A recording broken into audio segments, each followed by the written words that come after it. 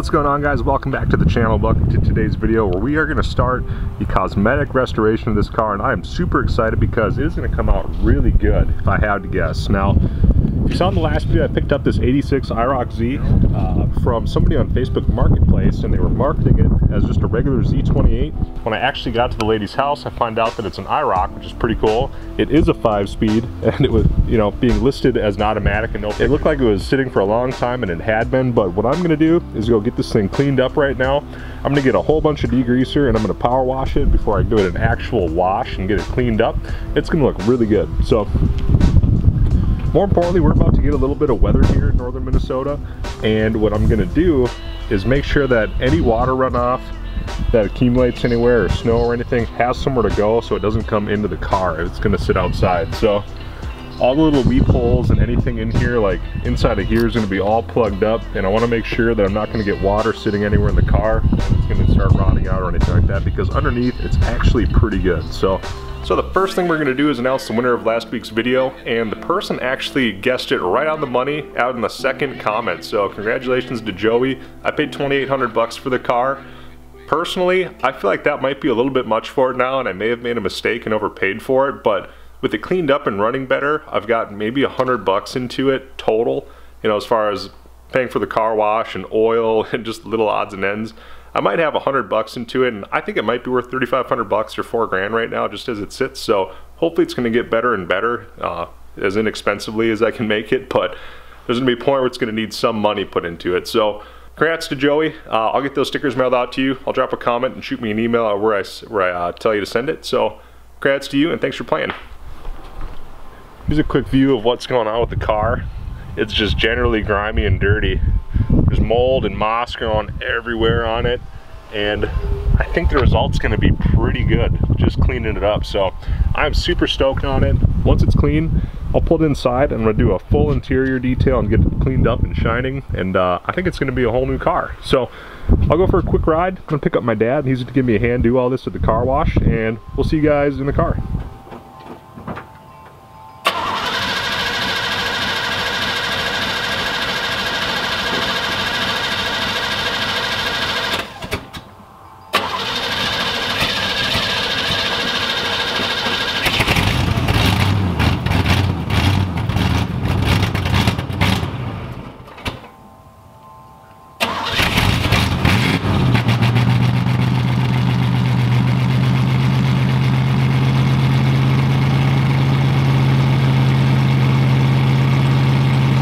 Alright, so we made it to the car wash, and what we're going to do is take 20 years of nature and crap right off of it. Now, I'm going to leave the hatch open. I'll be really careful with the power washer. I'm going to clean out this channel really good. It's not going to matter so much if it gets a little damp in here. I'm going to clean this all anyways. So the point being, we're going to get all this tree crap out and really get the car good once over. And even back here, it's all moldy and nasty. So I've got some degreaser. Here's the last shot of the engine bay before I give it its cleaning. It's looking fantastic. This thing looks bad.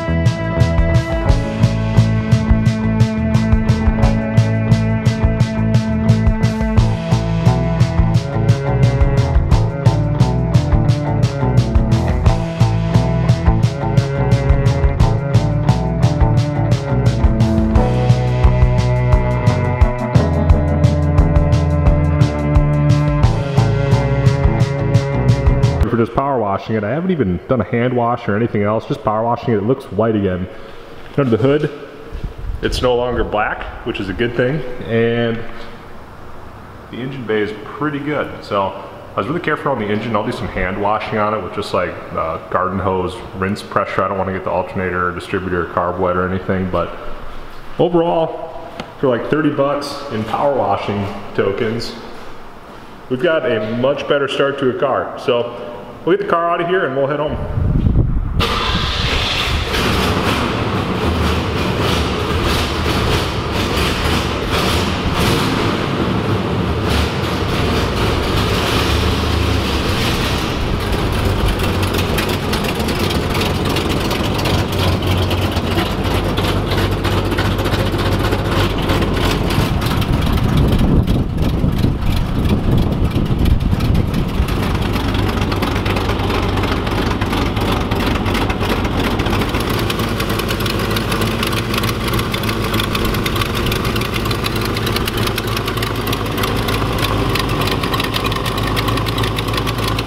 But as you can see, it is beginning to be that time of year up north where we're getting our snow and ice and everything, and it's cold out. So we'll see if this thing will want to start. It's a little bit cold-blooded. I'm hopeful, but who knows what'll happen.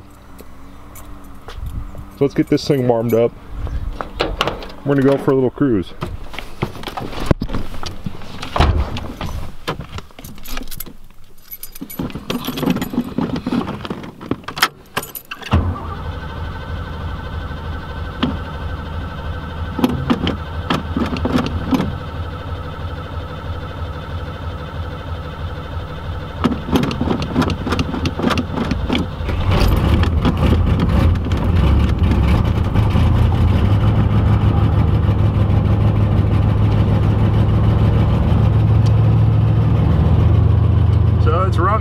That's a start.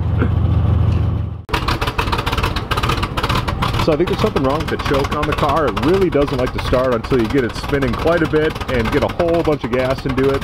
I'll have to figure out what's going on there, but it could have old gas. That's pretty good.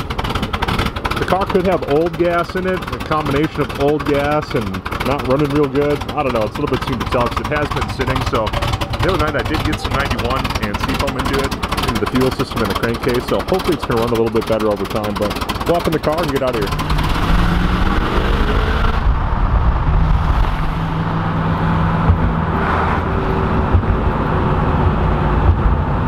So if you'll see here, the one thing I'm having trouble with is the alternator doing its charging. So see, we'll come back up here, but as soon as there's an electric fan.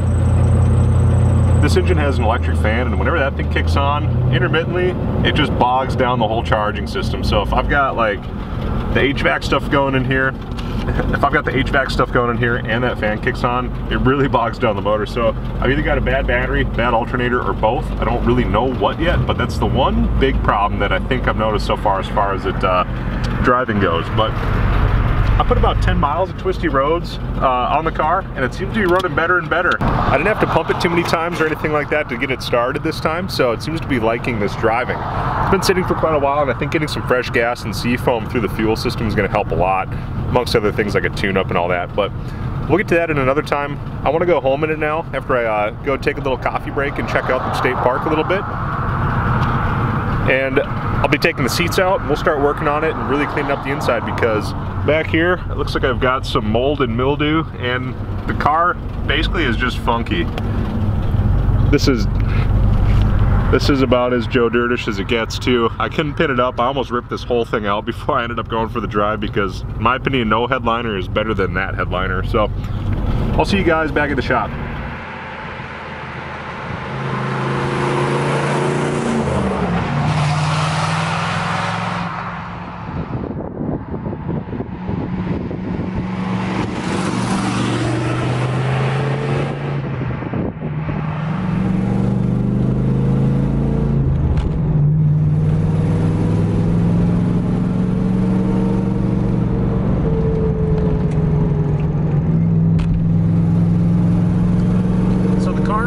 Okay. It seems like the more I actually put it through the paces a little bit, it seems to run smoother and smoother. It seems to handle pretty good. The steering wheel isn't on-centered, which is something that you can fix for free if you have a steering wheel removal puller tool. But otherwise, the brakes feel pretty good. The rear end sounds good other than the normal 10-volt howl after it gets warm. It's starting to make a little bit of noise. It's not bad though. You can hear it on deceleration probably. But overall, this car is a lot of fun to drive. There's an old saying that stuck with me as soon as I heard it. I'm sure a lot of you guys have heard it before. It's that I'd rather drive a slow car fast than a fast car slow. To be completely honest, this car is a ton of fun to drive. And it handles well enough where it's satisfying, I guess you could say. It could be lowered, it could use better sway bars, it could use a short shifter. But if you're just gonna get into a car, see there we're starting to lose our turning.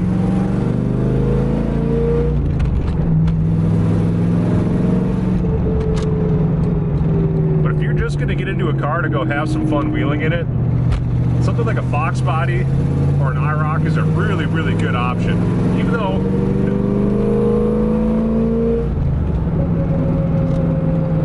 this one's got some exhaust leaks and things of that nature, you can get over that stuff pretty quick because that's stuff that's all fixable. It's not going to cost a lot of money. It's just going to cost a little bit of your time, and that's kind of part of the deal with one of these cars. They do need love. So I haven't done anything to the car other than just power wash it. So this is as I bought it. It seems to run okay. It could definitely use a tune-up. Some exhaust leaks that could be fixed.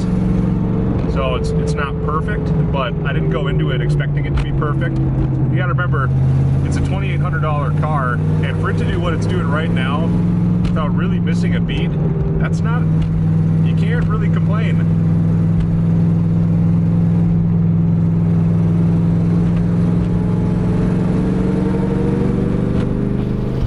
Alright, so we made it home, and I'm gonna pull the Trans Am out. Got the heat running in the garage, so it's going to be nice and comfortable in here compared to working on anything in the last shop, which is awesome.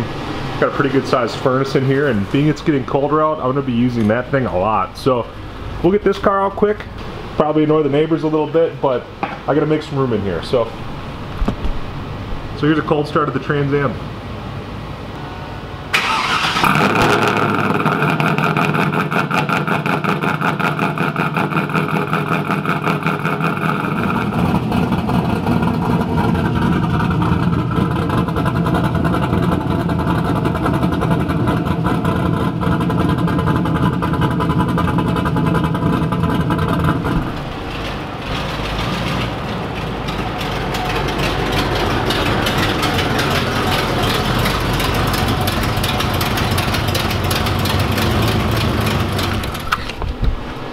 Alright, so I just went and put a couple of miles on the Trans Am, and I gotta tell you, what a difference between driving this car today and hopping in the Trans Am. This thing, I don't know how else to put it, the first thing that comes to mind is a stock IROC feels like a tractor in every way compared to my WS6 that's got a lot of UMI's catalog in it. It's got an MGW short shifter, makes more power, it's newer, it's probably a little bit lighter even. It just, they're not comparable. And it's the same difference coming from the WS6 to the Z06. This is a scalpel and the WS6 is a hammer. So the cars vary so much going from one to the other that there's something cool about each one. This one's a lot of fun to drive because it's the most driver involved and you got to be really paying attention. The WS6 is more fun because it does what this car does 5 times better, and this car is kind of king of the hill in my opinion. So anyways, car's all cleaned up as you can see. Hopefully the furnace isn't too loud behind you, but I'm going to be warm here so it'll shut off in a little bit. Overall, the car looks pretty good. I still haven't actually washed it or clay barred it or done anything, but the car has been painted. So here's a terrible tape job. Terrible tape job inside of the rear window channel. More bad taping over here. So I'm going to find out if this car was actually white to begin with or not. I don't know that quite yet. I got to look this stuff up, but it's been repainted. Like most of the car has been repainted, so I don't know what happened to it or why they repainted it, but it's going to look okay in the video here, but in person it doesn't quite show as well as it will on video or in photos. So whole front bumper cover's got to get resprayed. It's all spider webbed and cracking and everything like that. So buckets are faded, chin spoiler's damaged, there's some rust kind of starting back here. I guess this is kind of the first time we'll go over the car. This is all primered gray, you can see it now, and there is some rust bubbling here, it looks like. And I think on the other side of the car, there's a little bubbling starting here too. And deep inside here, there is some rust that goes into the spare tire section. So all in all, the car looks really good in photos. It's driver quality. This isn't one that is going to be a museum showpiece at any point in its life, I don't think, but if you want to get into a hardtop 5-speed car that you can go throw around and not feel bad about putting miles on it, this is the type of car that you should be looking for, and I think I found a pretty good one. So I guess we'll get right to it. I'm going to pop the hood. We're going to start doing a little bit of work under here. So the entire harness for the factory carburetor is still here, and check this out. I didn't even notice this till I went over to my buddy's house and he goes, "This isn't hooked up to anything." Look at that. That entire thing was just laying in there like that, so I can take all that out. It does have an electric radiator fan, so I'm going to clean up the wiring on this. We're going to try and figure out how in the hell I'm going to get the battery mounted because the battery tray is rusty. And I'm going to clean up basically just wiring on this. Probably do a little carb cleaning. I want to hook up the electric choke on it. As you can see, it's set up for an electric choke, but it's not hooked up. I'm going to find out if that works. And yeah, there's just basically going to be a whole bunch of stuff that I can fix on this for nothing or not much money. That power washing job took all of that black mold and grime off the car. I mean, the whole radiator support is clean now. It's more of a sanitary working environment, and that's really what I wanted to start with. So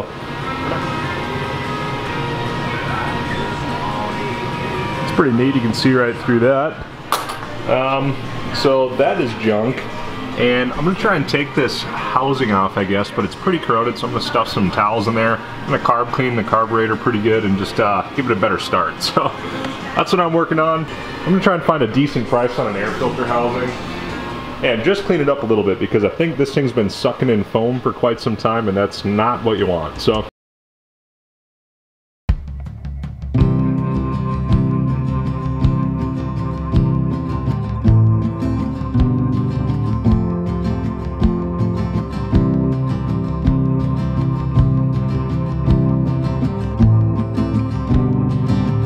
alright, so a few things to address after doing just a quick once-over is that harness does do nothing on this engine. There's nothing connected to it at all, which means the timing advance is also not connected to the harness. So that factory EST connector that we went over on the last 3rd gen. So here it is here. It'll usually be sitting around there somewhere. Now, what I found is that there was no clamp on this fuel line. This one's tie wrapped, so I'm going to cut that and replace it. I've already installed one there, but I've driven it for a few days with nothing there. That disgusting air filter is covering it up. But down here, we have an HEI distributor with vacuum advance. Now, down here there's this little diaphragm, and this is what it uses, and it uses engine vacuum to actually advance or retard the timing accordingly. And what I found is that coming out of our vacuum port on the carburetor, this was bolted shut. There's a bolt in it, so there was no advance in this engine at all. It would just run at its base timing, and at any RPM there was no advance being done, so it was actually going to be down on power quite a bit. Now, I did verify with the timing light off camera because I wasn't quite sure what I was going to find yet, but it appears to be set at either top dead center or whatever this timing mark means.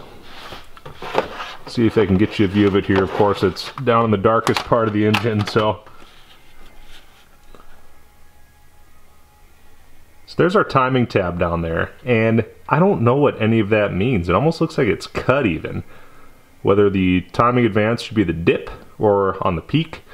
Where it's at right now, the larger of the two peaks right there, when the engine's firing on top dead center, that's where it appears to be. So I don't know what that means though. There's no markings on it or anything. But anyways, when I go and actually hook up that vacuum advance, the engine idles way higher. Instead of being like 600 RPM, it's like 1500 RPM. So I got some figuring out to do here. And hopefully with the help of the internet and maybe calling a friend, I'm going to figure this out pretty quick. But the car popped right off when I had the advance hooked up. So I imagine that the reason it has such a hard time starting after it's been sitting or cooled off particularly is not because there's a fuel issue or anything like that. I don't think it's getting any timing, and it really needs timing to start when it's cold especially. So just like that red Firebird, if the timing is wrong, the engine's gonna run poorly. So I'm gonna figure that out real quick before I actually start hacking apart anything. I'm gonna try and make this a little bit safer, and I'm gonna try and get the timing right. So we'll see what it's gonna take to get that straightened out, but I did drive it a little bit with the advanced hooked up, and it feels a lot better. So I think there's actually a little bit more in this motor than I even knew to begin with. So that's all I got for now. I'm gonna keep plugging away on this, and I'll get back to you guys when I figure out what's going on.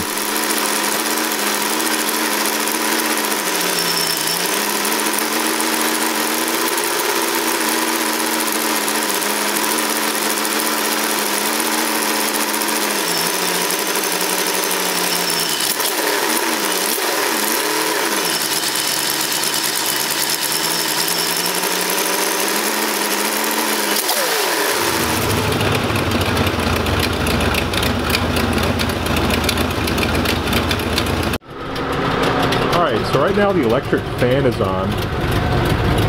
You can hear it actually pull down the engine quite a bit, so I think that either the alternator or the battery or both are going bad. I'm leaning towards the alternator though, because it's like it puts a really heavy load on it. But I got it idling pretty good around 1100 RPM now. The car does have a cam in it, so a little bit more idle isn't going to hurt, especially with vacuum and your brakes and everything. There you can hear the fan kick on again. Brings it right down to like 650 or 700, so I'm not quite going to get this dialed in until I get that alternator right, but otherwise it does drive good.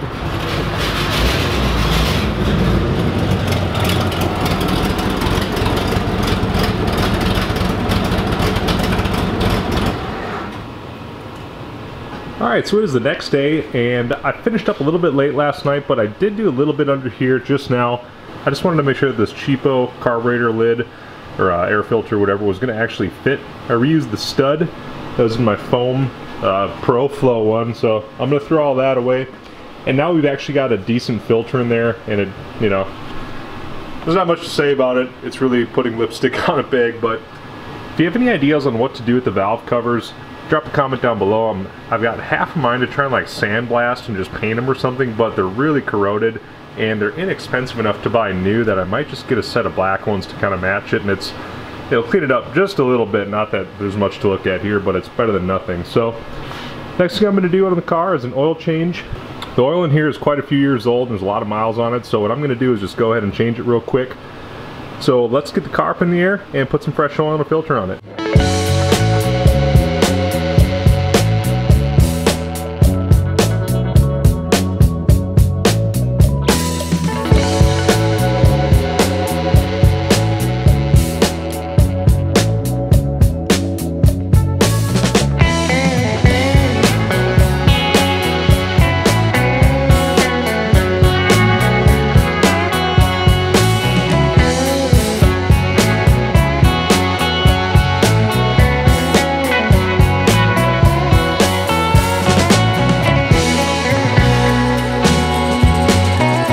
Change, I found that there's a really old Mobil, it's in a really old Mobil oil filter. It's a M04631, and I had to find an oil filter cross-reference website to even find out what I could buy today that's comparable to that.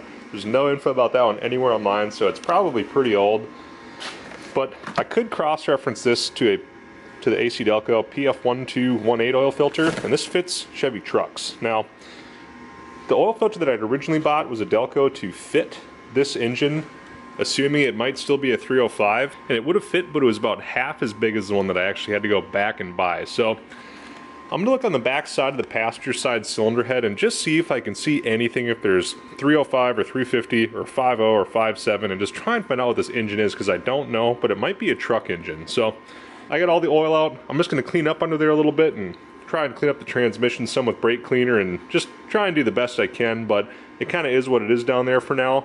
I just really want to make sure I have fresh oil and a filter in here, because it is going to be outside and I will be starting it when it's really cold out and bringing it in and working on it and all that. So I'm going to forge ahead with the oil change, and we'll see you guys when we start the car.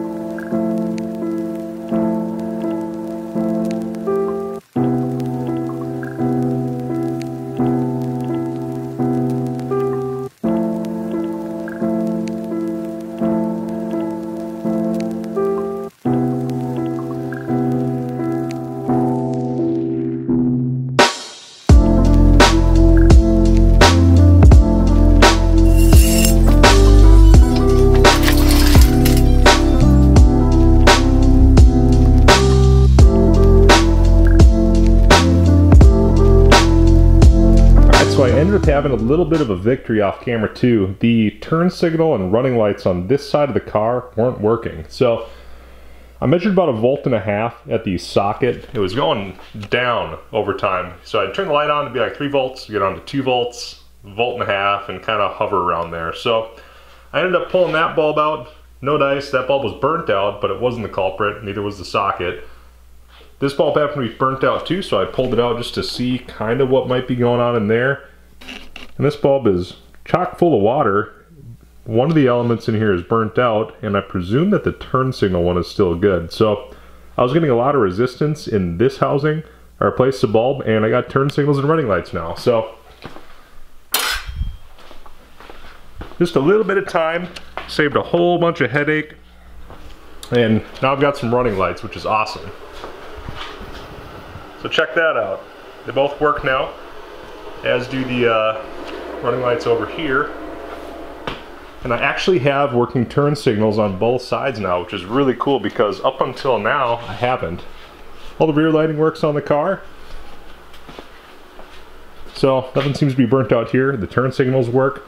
I don't have reverse lights that I recall, but that's something that I can fix too. So I'll get the reverse lights working, and otherwise, the car is getting pretty dialed in. There's obviously, it's got its share of problems, but after going through and just cleaning up the interior a little bit, it doesn't smell nearly as funky.